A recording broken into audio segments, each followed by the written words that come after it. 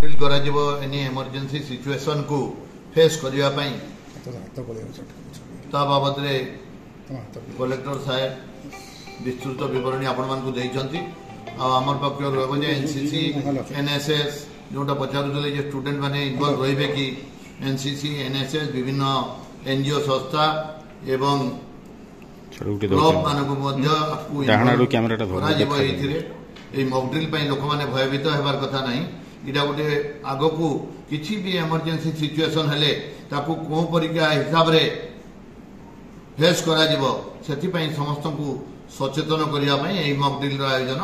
करा जाईछि केमति coastal security रहिबो coastal security तो रहिबो से पारादीप हमर होची गोटे इंडस्ट्रियल बेल्ट से इंडस्ट्रियल बेल्ट रो सुरक्षा पई हमको सब बेले सजग रहिया पई पड़िबो तथा कोस्ट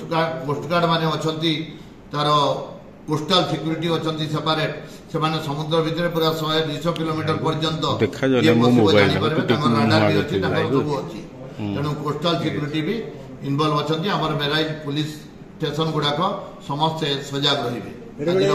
आपनकर बहुत जगह आसुँच मत्स्यजीवी मैंने आसुँच धरा होती कोस्टाल एरिया एसमा कहते कहते सालाइन एरिया बर्तमान से तो भेरीफाई करा जाउछि अन्य देशर भी कोन बोलकरी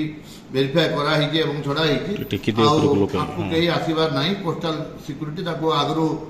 रखी दौरान तेणुक आमर किसी ना आमर मॉक ड्रिल लोक जनसाधारण को आमर अपील रहिबो जे कई भयभीत होवंतु नाही समस्त को सजग करिया पई एई मॉक ड्रिल रा आयोजन करा जाय पुलिस नियोजित हेबे सर पुलिस केते नियोजित हेबे एई मॉक ड्रिल से बाबत किछु कहै